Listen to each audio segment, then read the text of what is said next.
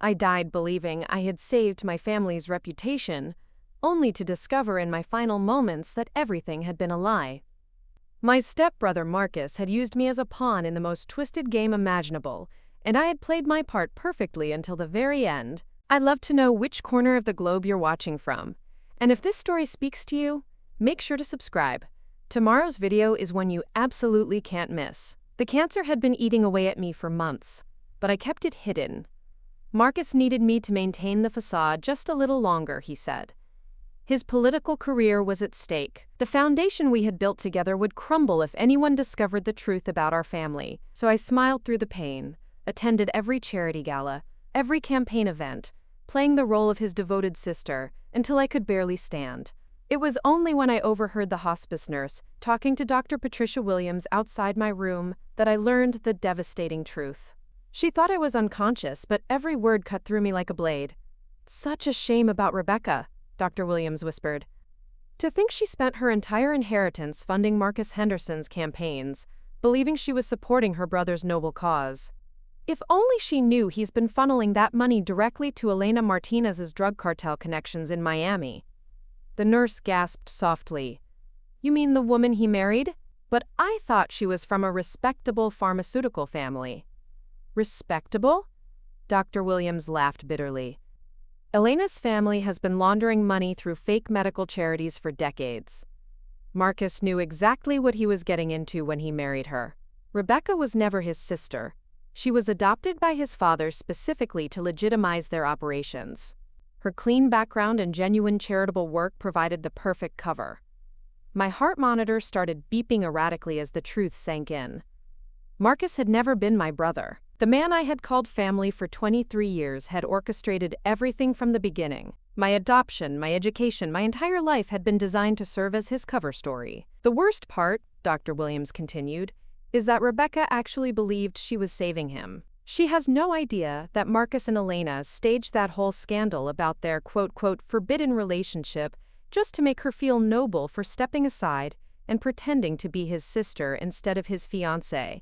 I remembered that day 5 years ago when Marcus had come to me, tears in his eyes, confessing his impossible love for Elena Martinez. He told me their relationship could destroy everything we had worked for, that the only way to protect our family's political future was if I agreed to step back and let him marry Elena while I played the role of his supportive sister. I had been so moved by his apparent anguish, so proud of my own sacrifice for the greater good. What a fool I had been. The machines around me started beeping more frantically as my body began shutting down, but my mind was crystal clear for the first time in years. I thought about the wedding where I had stood beside Marcus as his sister, smiling gracefully while Elena walked down the aisle in the dress I should have worn. I thought about all the campaign donations I had written from my trust fund, believing I was supporting a man who would make a difference in the world. I thought about the medical research foundation we had supposedly built together, which was apparently nothing more than a money laundering front. Most painfully, I thought about David Chen, the investigative journalist who had tried to warn me 2 years ago. He had approached me at a coffee shop near the foundation offices, claiming to have evidence that Marcus was involved in illegal activities. I had been so offended, so protective of my brother, that I had threatened to have him sued for defamation. David had looked at me with such genuine sadness as he walked away, and now I understood why. Incorporation papers for the foundation, bank routing numbers, correspondence with various business partners whose names I now realized were probably aliases for cartel operatives. In my previous life, I had guarded these documents religiously, seeing them as proof of our family's legitimate enterprises. Now I saw them for what they really were: evidence of systematic fraud and money laundering that would send Marcus to prison for decades. I carefully photographed each document with my phone, then uploaded them to a secure cloud storage account that Marcus didn't know about. If something happened to me this time, if Marcus somehow discovered my plan, the evidence would still exist. As I prepared to leave for my meeting with David, I caught sight of myself in the hallway mirror. I looked exactly as I had 5 years ago: young, hopeful, trusting. But behind my eyes was the hard-earned wisdom of a woman who had been betrayed by everyone she loved. Marcus Henderson had used me, manipulated me, and stolen years of my life for his own gain. He had convinced me to sacrifice my happiness for a lie, to fund his criminal enterprise with my inheritance, to smile and play the perfect sister while he built his empire on my destroyed dreams. But this time would be different. This time I knew exactly who he was and what he was capable of. This time I would be the one pulling the strings. As I walked toward my car, I felt a sense of purpose I had never experienced before. In 3 days, Marcus would be standing at the altar expecting to marry Elena Martinez in a ceremony funded by my trust fund and legitimized by my presence as his loving sister. Instead, he would find himself standing in the ruins of everything he had built, facing the consequences of a lifetime of lies. And I would be there to watch every moment of his downfall. Falana. The game was about to begin, and this time I intended to win. David Chen was already waiting when I arrived at the coffee shop, a small recording device and a thick manila folder spread across the corner table. He looked younger than I remembered, his hair less gray, his eyes holding the eager intensity of a journalist who hadn't yet been worn down by years of corporate stonewalling and legal threats. "Miss Thompson," he stood as I approached, extending his hand cautiously. "I have to admit, your phone call was unexpected. Last time I tried to contact you about Marcus Henderson, you threatened to have me arrested." I shook his hand firmly, noting the calluses that spoke of long hours typing and researching. That was a different version of me, one who believed in fairy tales about family loyalty and noble sacrifices. David's eyebrows rose as I sat down across from him. "What changed?" "A lot of love and effort went into bringing this story to life. If you're enjoying it, we'd be so grateful if you'd subscribe to our channel. Now, back to where we left off." "I died," I said simply, watching his expression shift from curiosity to concern. "Or rather, I will die in exactly 4 years, 8 months, and 12 days from now, believing until my last breath that I was protecting my family's honor, only to discover that everything I thought I knew was a lie. Ms. Thompson, I think you might need medical attention." I smiled grimly and pulled out my phone, showing him the cloud storage folder I had created. "Mr. Chen, what would you say if I told you I could provide you with documented proof that Marcus Henderson's Medical Research Foundation is a front for laundering cartel money through fake pharmaceutical partnerships?" David's skeptical expression vanished instantly. He leaned forward, his journalist instincts overriding his concern for my apparent mental state. "I'd say you have exactly 30 seconds to convince me this isn't an elaborate setup." I opened the first document on my phone and slid it across the table. "Bank routing numbers for deposits made to the Henderson Foundation from Esperanza Medical Supplies in Miami.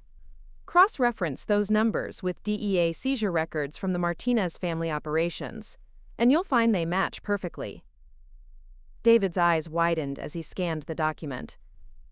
His fingers moved quickly across his tablet, pulling up what I assumed were his own research files.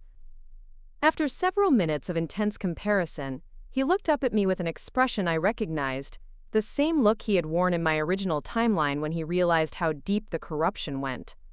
"These are real," he whispered. "How did you get access to internal Foundation documents?" "Because I'm the fool who signed off on most of them," I replied. "Marcus convinced me that everything we were doing was legitimate, that the complex financial structures were necessary to protect our charitable work from political interference. I trusted him completely. And now? Now I know that Marcus Henderson isn't my brother. He never was. I was adopted specifically to provide legitimacy for his operations. My clean background, my genuine charitable work, my trust fund, all of it was planned from the beginning." David's tablet chimed with an incoming message. He glanced at it, then looked back at me with renewed intensity. "Ms. Thompson, I just received confirmation from a contact at the DEA. The Martinez family has been on their watch list for over a decade, but they've never been able to build a case because their money appears to flow through legitimate medical charities." "Charities like ours," I said. "Elena Martinez didn't fall in love with Marcus Henderson by accident. She targeted him specifically because he had access to me, and I had access to both clean money and an impeccable reputation in the medical community." "You're saying this entire relationship is fabricated?" I pulled up another document on my phone, a series of text messages between Marcus and Elena from just 2 weeks ago. Messages I had accidentally seen in my previous life but dismissed as harmless flirtation. Now, with the benefit of hindsight, their true meaning was crystal clear. "Read these," I said, handing him the phone. "Pay particular attention to the conversation about managing Rebecca's emotional investment and the timeline for transitioning her role post-ceremony." David read in silence, his expression growing darker with each message. "They're talking about you like you're a business asset. Because that's exactly what I am to them." In my original timeline, I continued playing the devoted sister for 5 years after their wedding, gradually funneling more and more of my inheritance into their operations. By the time I got sick, I had nothing left. My medical bills were paid by the same foundation I had funded, creating a perfect circle of financial manipulation. "And you're telling me this because?" "Because Marcus Henderson's wedding is in 3 days, and I intend to make sure it becomes the most memorable day of his life. But I need your help to do it properly." David leaned back in his chair, studying my face carefully. "Miss Thompson, what you're describing sounds like an elaborate revenge fantasy. How do I know you're not having some kind of psychological break?" I had anticipated this question. From my purse, I retrieved a sealed envelope I had prepared that morning. Inside this envelope is a prediction about what will happen tomorrow. Specific details about conversations Marcus will have, decisions Elena will make, and events that haven't occurred yet. If I'm delusional, these predictions will be wrong. If I'm telling the truth about knowing the future, they'll be accurate down to the smallest detail. David took the envelope, weighing it in his hands. "What happens if your predictions are correct? Then you help me expose everything at the wedding ceremony itself. In front of 500 guests, including 3 senators, a federal judge, and half the Miami business community. We don't just destroy Marcus Henderson, we destroy the entire network he's built. And if your predictions are wrong, then you walk away and I'll find another way to stop them." David tucked the envelope into his jacket pocket. "Assuming your predictions are accurate, what exactly are you proposing?" I smiled, feeling the familiar surge of satisfaction that came with a well-planned strategy. Marcus has always been paranoid about electronic surveillance, but he's never suspected me of being a threat. I have access to his personal computer, his home is safe, and most importantly, I'm expected to give a speech at the wedding as his loving sister. You want to expose him during your speech? I want to destroy him during my speech. But not just with words, with documented evidence displayed on the same screens that were supposed to show our touching family photos. Bank records, text messages, audio recordings of conversations I'm going to record over the next 3 days. Everything. David was quiet for a long moment, processing the implications. "If we do this, you understand there's no going back? Once you expose Marcus publicly, you'll be in danger. The people he's working with don't take betrayal lightly." "Mr. Chen, I died once already because I trusted the wrong people. I'm not afraid of dying again if it means stopping them from hurting others." "Others?" I pulled up one final document on my phone, a list of names that had taken me months to compile in my original timeline. These are the other siblings and cousins Marcus has cultivated over the years. Young people from broken families who were legally adopted or informally taken in by his network. People who believe they're part of something noble, while their trust funds and clean reputations are being systematically exploited. David's face went pale as he scanned the list. There are dozens of them. 37 to be exact. And in my original timeline, at least 6 of them died under suspicious circumstances, when they started asking too many questions. Marcus doesn't just steal money, he destroys lives. My God.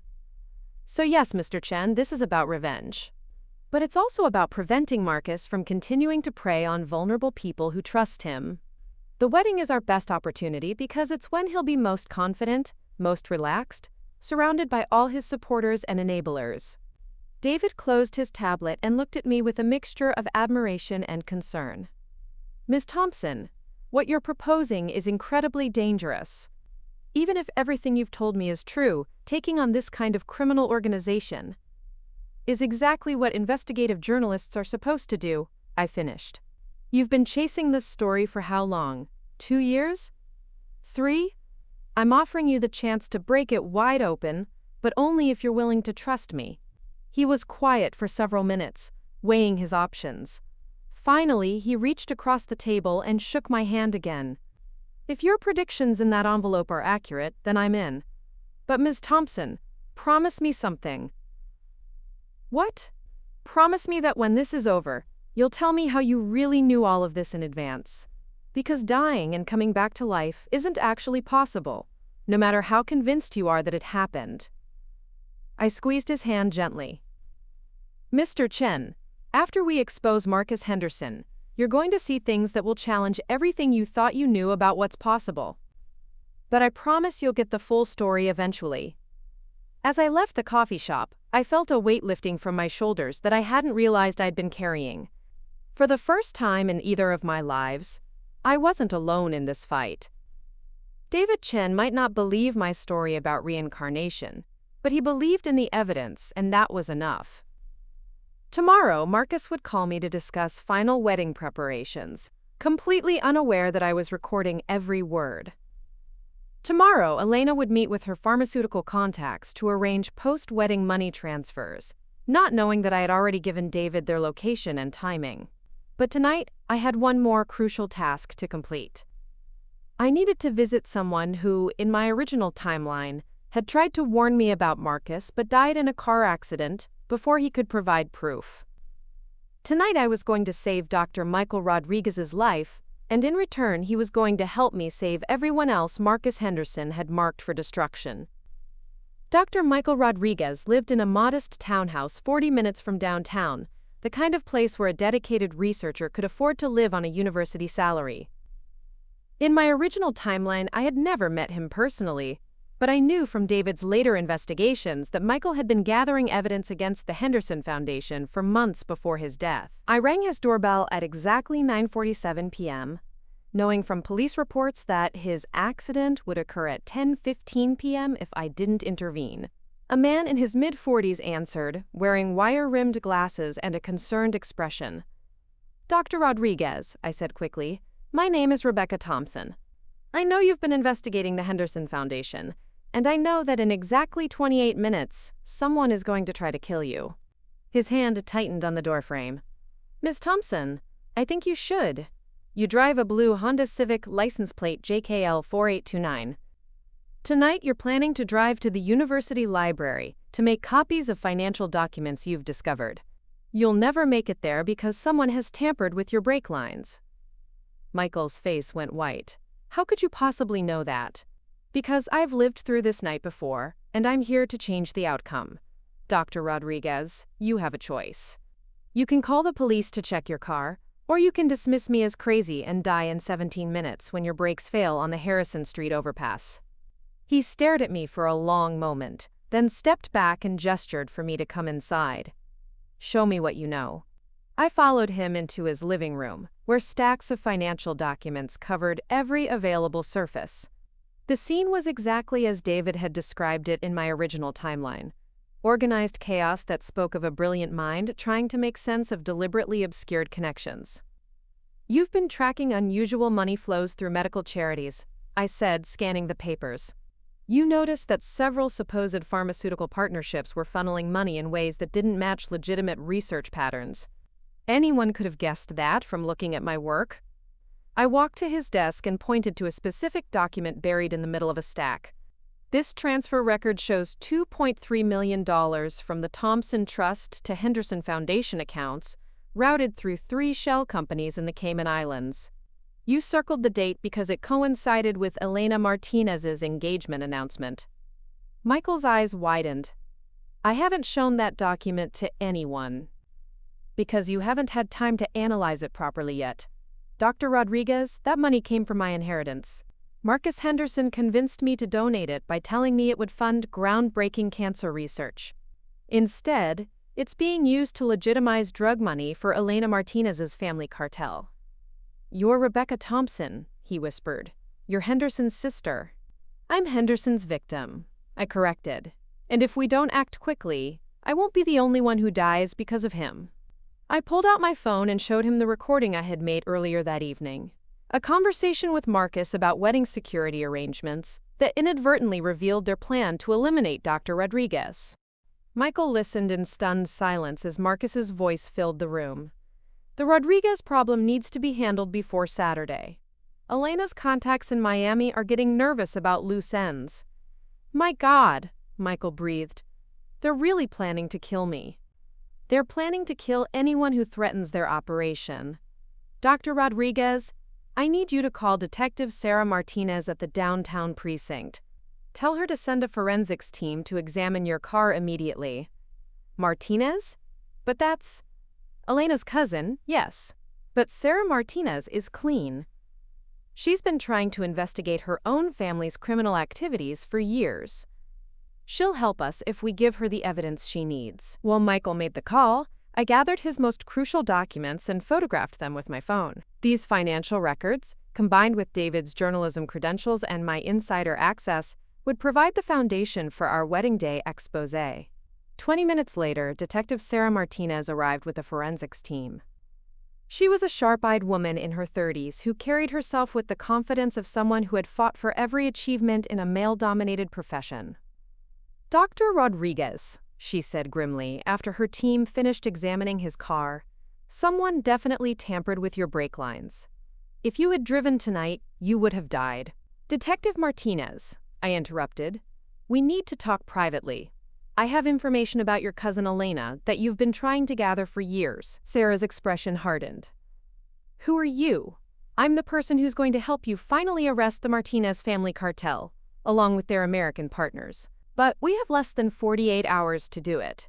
An hour later, the three of us sat in Dr. Rodriguez's kitchen, surrounded by evidence that painted a clear picture of the criminal network Marcus and Elena had built. Financial records, recorded conversations, documented connections between supposed medical charities and known drug operations. Everything Detective Martinez needed to build an airtight case. The wedding is the perfect opportunity, I explained.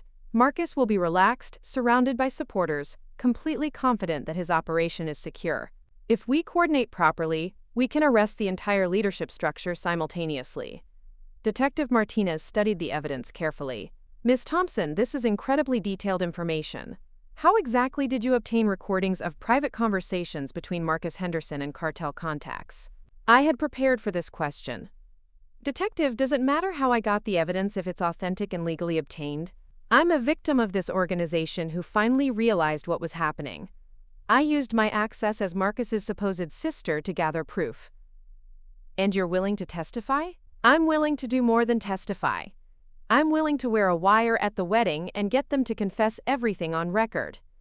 Dr. Rodriguez looked alarmed. Ms. Thompson, that's incredibly dangerous. If they suspect you're recording them, they won't suspect anything. Marcus still thinks I'm his devoted sister who would do anything to protect our family. He has no idea that I know the truth. Detective Martinez leaned forward. What exactly are you proposing? I give my scheduled speech as the loving sister, but instead of the touching family tribute Marcus expects, I present all our evidence on the wedding venue's screens. While the guests are processing what they're seeing, your team moves in to make arrests. The logistics would be complex, Sarah mused. We'd need federal coordination since this involves interstate drug trafficking. And we'd need to ensure guest safety. There will be 500 people there, including several high-profile political figures. Which is exactly why Marcus chose that venue, I pointed out. He's counting on the presence of senators and judges to discourage any law enforcement action. But it also means maximum publicity when we expose him. Dr. Rodriguez was studying his financial documents again. Ms. Thompson, there's something else we need to consider. According to these records, the Martinez family has been planning something big for right after the wedding. Large cash transfers, unusual shipping arrangements. It looks like they're preparing to expand their operation significantly. Which means this might be our only chance to stop them, Detective Martinez concluded. If we wait, they could disappear into their network, and it could take years to track them down again. I felt the familiar weight of responsibility settling on my shoulders, but this time it felt different. In my original life, I had carried that weight, believing I was protecting something good. Now I knew I was fighting something evil, and that made all the difference. "Aimee. Detective Martinez," I said. "I'll wear whatever recording equipment you need. I'll get them to confess everything on tape. But I need a promise from you." "What kind of promise?" Promise me that when this is over, you'll investigate every charity and organization Marcus has been involved with. There are 36 other victims like me who deserve to know the truth about what was done to them." Sarah Martinez extended her hand. "Ms. Thompson, you have my word. We'll find every victim and prosecute every perpetrator." As I drove home that night, I felt something I hadn't experienced in either of my lifetimes. Genuine hope. In less than 48 hours, Marcus Henderson would stand at the altar expecting to celebrate his greatest triumph. Instead, he would watch everything he had built crumble around him. The boy who had manipulated me, stolen from me, and ultimately killed me would finally face justice. And this time, I would be alive to see it happen. Saturday arrived with perfect weather and the kind of nervous energy that always surrounded high-profile social events. I stood in the bridal suite, helping Elena with final preparations while wearing Detective Martinez's nearly invisible recording equipment. "Rebecca," Elena said, adjusting her veil, "I want you to know how much it means to Marcus that you accepted our relationship. Not everyone would be so understanding about stepping aside." I smiled serenely, knowing that every word was being recorded. "Family means everything to me, Elena. I'd do anything for my brother. Even sacrifice your own happiness?" "Especially that," I replied. "After all, what's the point of having money and status if you can't use it to help the people you love?" Elena's reflection smiled back at me from the mirror, completely unaware that she had just confessed to manipulating my sacrifice on a recording that would be played in federal court. 20 minutes later, I stood at the altar as Marcus's best sister, watching 500 guests settle into their seats. Senators, judges, business leaders, and social figures, exactly the audience Marcus had wanted for his moment of triumph. "Ladies and gentlemen," I began, my voice carrying clearly through the venue's sound system, "I'm here today to tell you the truth about my brother Marcus Henderson and the woman he's chosen to marry." Behind me, the screens that were supposed to display touching family photos began showing bank records, text messages, and recorded conversations instead. The crowd's murmur grew louder as they realized what they were seeing. "Marcus isn't my brother," I continued, my voice steady and clear. "He never was. I was adopted specifically to provide legitimacy for a criminal organization that has been stealing from charities and laundering drug money for over a decade." Marcus lunged toward me, but Detective Martinez and her team were already moving. Federal agents emerged from their positions among the guests, and within seconds, the wedding had become a crime scene. As Marcus Henderson was led away in handcuffs, he looked back at me with an expression of pure shock. For the first time in both of my lives, I had surprised him completely. "Rebecca," he called out desperately, "you don't understand what you've done. You're destroying everything we built together." I walked over to him, close enough that only he could hear my words. "Marcus," I said quietly, "I died believing in your lies once before. I promised myself that if I ever got another chance, I would make sure you paid for every life you destroyed. Consider that promise kept." His face went white as the implications of my words sank in. Even if he didn't believe in reincarnation, he understood that somehow, impossibly, I had known exactly what he was planning. 6 months later, I sat in David Chen's office, reading the final article in his Pulitzer Prize-winning series about the Henderson-Martinez cartel. 37 victims had been identified and compensated. Dozens of arrests had been made across 3 states. The entire criminal network had been dismantled. "So," David said, closing his laptop, "are you finally going to tell me how you really knew all of this in advance?" I smiled, thinking about the impossible gift I had been given, the chance to right the wrongs of a lifetime, to save lives that had been lost, to expose truth that had been buried. "Mr. Chen," I said, "some stories are so extraordinary that people aren't ready to believe them, even when all the evidence points to their truth. Maybe someday I'll tell you about dying and being reborn, but for now, isn't it enough that justice was served?" David laughed and shook his head. "Rebecca Thompson, you are the most mysterious source I've ever worked with." As I walked out of his office into the afternoon sunshine, I felt truly free for the first time in either of my lives. Marcus Henderson was in federal prison, Elena Martinez was awaiting trial, and 37 innocent people had been given back their stolen futures. Sometimes the universe does offer second chances. The question is whether we're brave enough to take them. Looking for more? We've got 2 amazing stories ready for you right on screen. If this one touched you, these are absolutely worth your time. Click to watch them now. And hey, subscribe and hit that bell to never miss our latest uploads.